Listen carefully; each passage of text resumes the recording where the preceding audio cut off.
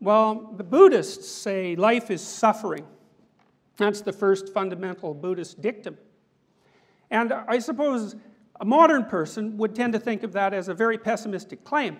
But I've found when I've shared that information with my students, once they understand what it means, it's actually a relief, because people run around madly suffering away, and all of them inside their little shell think, well, there must be something wrong with me, because here I am suffering, and I mean, that isn't how things are supposed to be.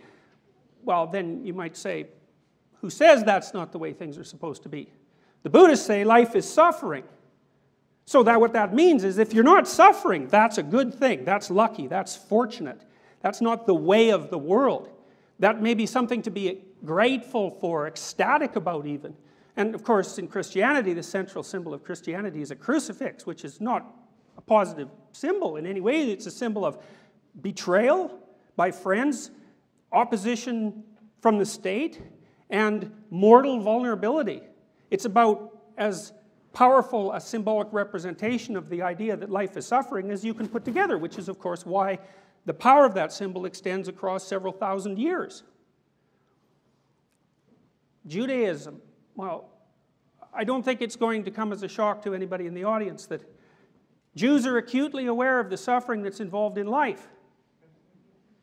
So it's useful to know, to understand what it means that life is suffering. It's a fundamental ontological truth. It's a fundamental statement about the nature of being.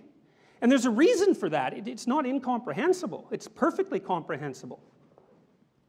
We're finite, right? We have a lifespan that's bounded temporally. You're going to live maybe 100 years, and that'll pretty much be it. And then there's other forms of extreme limitation that are imposed on you that have very little to do with you. They're arbitrary facts of being. You're a certain height, you're a certain weight, you're a certain amount of attractive, you're a certain amount of intelligent, you're a certain amount of athletic, you're a certain amount of mentally ill, you're a certain amount of predisposition to cancer.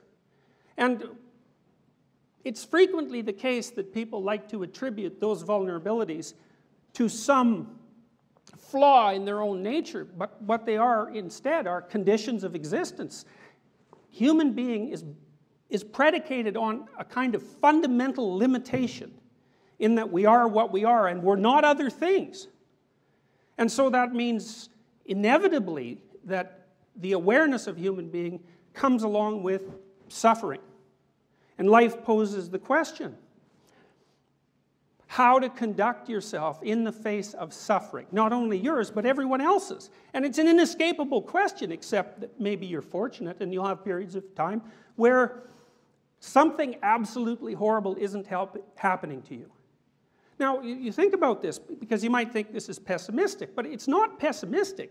It's actually one of the most freeing things that you can realize. Maybe there's nothing particularly wrong with you at the moment, but there's a high probability that you have a family member that has something seriously wrong with them. And there's a very high probability that if you don't, you will soon. Or maybe you'll have a partner that has something serious wrong with them. And to know this frees you from the false illusion that life can be conducted without suffering. Suffering's an integral part of being.